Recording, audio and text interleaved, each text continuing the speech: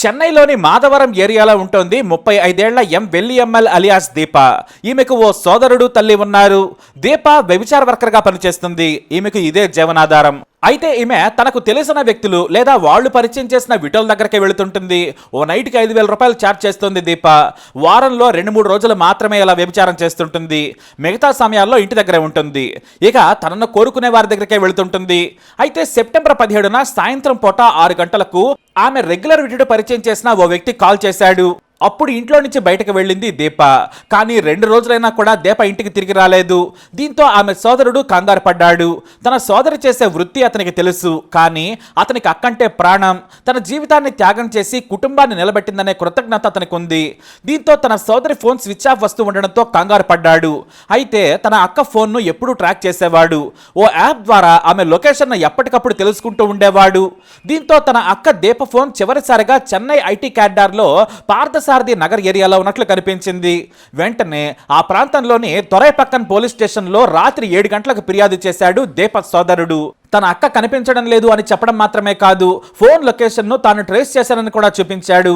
దీంతో తాము పెట్రోలింగ్ చేసి వెతుకుతామని చెప్పి దీప సోదరుడిని పంపించారు పోలీసులు. ఇక ఆ రాత్రి మొత్తం పోలీసులు ఆ ప్రాంతంలో పెట్రోలింగ్ చేయటం మొదలు పెట్టారు. కానీ ఎక్కడా కూడా ఆచూకీ లభించలేదు. ఇతర పోలీస్ స్టేషన్లకు కూడా దీప ఫోటో పంపించి అలర్ట్ చేశారు. సరిగ్గా ఉదయం 6:30 గంటల సమయంలో పార్థసారథి నగర్లోని ఇంటి నిర్మాణం చేసేందుకు వచ్చారు కూలీలు. అక్కడే దారిలో రోడ్డు పక్కన ఫుట్పాత్ పై కొత్త సూట్ కేసు కనిపించింది. అయితే ఆ సూట్ కేసులో నుంచి రక్తం కారుతూ కనిపించింది. అప్పటికి కూడా రక్తం కారుతూనే ఉంది. వెంటనే కూలీలు పోలీసులకు ఫిర్యాదు చేశారు. ఆ వెంటనే 10 నిమిషాల్లో పోలీసులు అక్కడికి చేరుకున్నారు. అందులో మృతదేహం ఉందని పోలీసులకు అర్థమైంది. దాన్ని జాగ్రత్తగా తెరిచి చూశారు. సూట్ కేసు లోపల దృశ్యం చూసి షాక్ అయిపోయారు పోలీసులు. మహిళ మృతదేహం మొక్కలు చేసి అందులో కుక్కి ఉంది. తలను కూడా వేరు చేశారు. తలా జుట్టును చూడగానే దీపనే హత్యకు గురైందనుకున్నారు పోలీసులు. ఆమె సోదరుడిని రప్పించారు. మరోవైపు ఫోరెన్సిక్ నిపుణులు కూడా అక్కడికి చేరుకున్నారు. పోలీసులు కాల్ డేటాను తెప్పించి చూశారు. మణికందన్ అనే వ్యక్తి నుంచి చివరి కాల్ వచ్చినట్లు గమనించారు పోలీసులు. పక్కనే ఉన్న షాపుల్లోని సీసీ కెమెరా ఫుటేజ్ ను కూడా గమనించగా ఓ వ్యక్తి ఉదయాన్నే సూట్ కేసును లాక్కుంటూ వచ్చి అక్కడే పడేసిపోయినట్లు కనిపించింది. అయితే స్థానికులు ఆ వీడియో చూసి ఆ యువకుడిని గుర్తించారు. ఇతను 150 మీటర్ల దూరంలోని ఓ ఇంట్లో ఉంటాడని చెప్పారు. వెంటనే పోలీసులు అతని ఇంటి దగ్గరికి వెళుతూ ఉండగా రోడ్డు మీద కూడా రక్తపు మరకలు కనిపించాయి. ఓ ఇంట్లో మొదటి అంతస్తులో ఉంటున్న మణికందన్ దగ్గరకు వెళుతుండగా గేటు దగ్గర నుంచే రక్తపు చుక్కలు కనిపించాయి. సరిగ్గా మొదటి అంతస్తులోకి ఆ రక్తపు మరకలు దారితీశాయి. పోలీసులు వెళ్లి తలుపు కొట్టగా గాఢ నిద్రలో ఉన్న 22 ఏళ్ల మణికందన్ కళ్ళు నలుపుకుంటూ బయటకొచ్చాడు. పోలీసులను చూడగానే షాక్ అయ్యాడు. అతన్ని పట్టుకున్న పోలీసులు ఇంట్లో కూడా రక్తపు మరకలను గుర్తించారు. బకెట్లో, బాత్రూంలో, గోడల మీద రక్తపు మరకలు కనిపించాయి. పెద్ద కత్తి కూడా పోలీసులు స్వాధీనం చేసుకున్నారు. మణికందన్ను పోలీస్ స్టేషన్కి తీసుకెళ్లి తమదైన శైలిలో విచారించారు. అప్పుడే పోలీసులకు సంచలన విషయాలు చెప్పాడు మణికందన్. ఆ వివరాలను పోలీసులు మీడియాకు తెలియజేశారు. 22 ఏళ్ల మణికందన్ చదువు పూర్తయి ఖాళీగా ఉంటున్నాడు. తన తల్లిదండ్రులు ఓ ఫంక్షన్ కోసం ఊరెళ్లారు. అదే గల్లీలో ఉండే తన సోదరి కూడా ఊరెళ్ళింది. ఆమె కూడా కుటుంబంతో కలిసి తల్లిదండ్రుల దగ్గరికి వెళ్ళింది. దీంతో అంతకుముందు రెగ్యులర్గా దీపతో ఎంజాయ్ చేసేవాడు. దీపను అతని స్నేహితుడు పరిచయం చేశాడు. అందమైన యువతి కావాలంటే దీపను పరిచయం చేశాడు. దీపతో 3-4 సార్లు వేర్వేరు ప్రాంతాల్లో శృంగారం చేశాడు మణికందన్. అయితే తమ ఇంట్లో ఎవరూ లేకపోవడంతో మణికందన్ సాయంత్రం కాల్ చేసి తమ ఇంటికి రావాలని చెప్పాడు. ఆమె కూడా సరేనంది. రాత్రి 7 గంటల వరకు మణికందన్ ఇంటికి చేరుకుంది. ఆ సమయంలో ఇద్దరు శృంగారం ఎంజాయ్ చేశారు. రాత్రి 9 గంటలకు బయటకు వెళ్లిన మణికందన్ మద్యంతో పాటు నాన్ వెజ్ కూడా తెచ్చాడు. ఇద్దరూ బాగా మద్యం తాగారు. ఆ క్రమంలోనే శృంగారం విషయంలో ఇద్దరికి గొడవ జరిగింది. తనతో అసహజ శృంగారం కావాలన్నాడు. కానీ దీప అందుకు నో చెప్పింది. ఇంతకు ముందులానే నార్మల్గా అయితేనే కోఆపరేట్ చేస్తానని చెప్పింది. ఈ విషయంలో గొడవ జరిగింది. దీపకు కొన్ని వీడియోలు చూపించాడు. అలా తాను చేయనని చెప్పింది. అంతేకాదు తన సోదరుడికి కాల్ చేసి బైక్ మీద తీసుకెళ్లమని చెబుతానని కూడా చెప్పింది. దీంతో మద్యం మత్తులో ఉన్న మణికందన్ దీపపై చేయి చేసుకున్నాడు. దీంతో ఆమె తలుపు తీసుకుని బయటికి వెళ్లేందుకు ప్రయత్నించింది. రాత్రి సమయం కావడంతో గొడవ వినిపిస్తే స్థానికులు వస్తారని భయపడ్డాడు. గట్టిగా నోరు మూసి కోపంలో గోడకేసి దీపను కొట్టాడు. ఆ దెబ్బలకి ఆమె స్పృహ కోల్పోయింది. కానీ మద్యం మత్తులో ఉన్న మణికందన్ చనిపోయిందనుకుని కంగారు పడ్డాడు. ఎలాగైనా మృతదేహం మాయం చేయాలనుకున్నాడు. భయంతో మద్యం తాగడంతో నిద్రలోకి జారుకున్నాడు.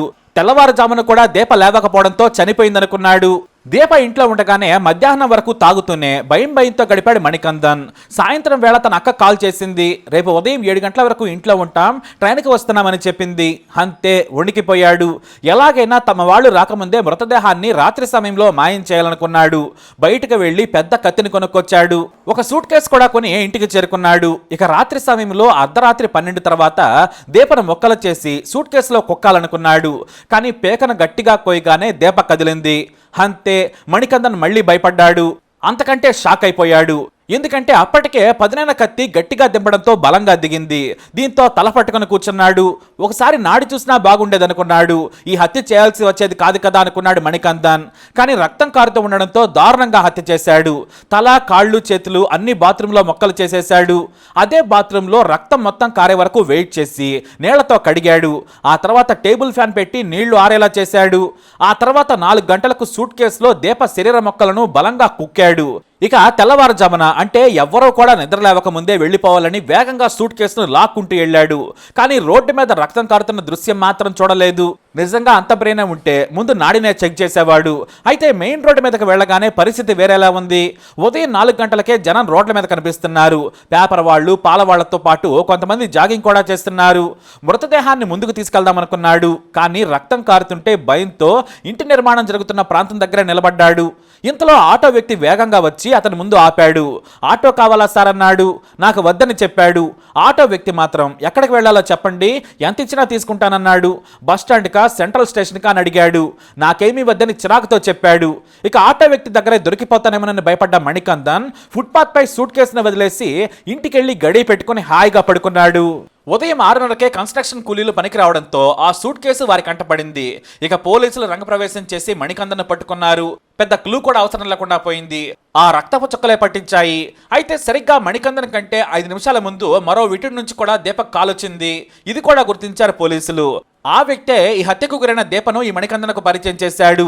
మరి దీంతో ఈ హత్యలో అతనికి ఏమైనా పాత్ర ఉందా, లేదంటే ఇంకేమైనా కోణముందా అని విచారణ చేస్తున్నారు పోలీసులు. కేవలం కోపంలోనే తాను గోడకు కొట్టాను, గట్టిగా అరుస్తుంటే పరువు పోతుందని దీప నోరు మూశానని చెప్పాడు. అసలు తనకి దీపను చంపాల్సిన అవసరం కూడా లేదని, డబ్బులు కూడా ముందే ఇచ్చానని చెప్పుకొచ్చాడు. ఇక దీప ఫోన్ కూడా అతని ఇంట్లోనే ఉంది. అలా వ్యభిచార వర్కర్గా జీవనం సాగిస్తున్న దీప జీవితం ఓ సైకో చేతిలో ముగిసిపోయింది. తన అక్కను తలుచుకుని సోదరుడు కన్నీటి పర్యంతమయ్యాడు. తాను చిన్నప్పుడే తిండి లేకుండా ఎవరు ఆదుకునేవారు లేనప్పుడు పడుపు వృత్తి చేసి నన్ను పెద్ద చేసింది. నేను ఈ పని వద్దక్క, నేను చూసుకుంటానని చెప్పినా కూడా వినలేదు. ఎప్పుడో ఓసారి మాత్రమే వెళ్తానని చెప్పిందని వాపోయాడు సోదరుడు. నేను కూడా ఉద్యోగం చేస్తున్నాను, అనారోగ్యంతో ఉన్న అమ్మను అక్కను చూసుకుంటున్నాను. కానీ తాను నాకు భారం కావద్దని ఈ పని చేసింది. నాలాంటి అక్క ఎక్కడా ఉండదని రోధించాడు ఆ యువకుడు. పోస్ట్ మార్టం తర్వాత పోలీసులు ఇచ్చిన తన అక్క మృతదేహం తాలూకు మొక్కలను తీసుకుని అంత్యక్రియలు చేసుకున్నాడు సోదరుడు. విషాదకరమైన దీప కథ అందరినీ కంటతడి పెట్టించింది. వ్యభిచార వర్కర్స్ కష్టాల్లోని మరో యాంగిల్ను సమాజానికి చూపించింది. నేటి ఆధునిక యుగంలో ఏ స్కిల్ నేర్చుకున్నా హాయిగా బ్రతకొచ్చు. ఒకసారి కష్టపడితే జీవితం సాగుతుంది. కానీ అదే సరైన ఆదాయ వనరు అనుకుంటే మాత్రం కొంతమంది యువతులు దారి తప్పుతున్నారని పోలీసులు వాపోతున్నారు. ఎన్నిసార్లు కౌన్సిలింగ్ చేసినా, కోర్టులో ప్రవేశపెట్టినా కూడా దారి మాత్రం మార్చుకోవడం లేదు. 100లో 1 మాత్రమే ఈ వృత్తిని వదిలేసి సమాజంలో పనిచేసుకుంటూ కాలం వెళ్లదీస్తున్నారని నివేదికలు చెబుతున్నాయి. ఏదేమైనా దీప కథ ముగిసిపోయింది. నాన్న చనిపోగానే అనారోగ్యంతో ఉన్న అమ్మ చిన్నవాడైన తమ్ముడిని తన శరీరాన్ని అమ్ముకొని పోషించుకుంది దీప. ఇప్పుడు ఆ దీప సైకో కారణంగా ఆరిపోయింది. మరి దీప జీవితంపై మీ అభిప్రాయాన్ని కమెంట్ ద్వారా తెలియజేయండి. వీడియో అప్డేట్స్ కోసం మై ఛానల్ ఫాలో అవ్వండి. అలాగే తప్పకుండా సబ్స్క్రైబ్ చేసుకోండి.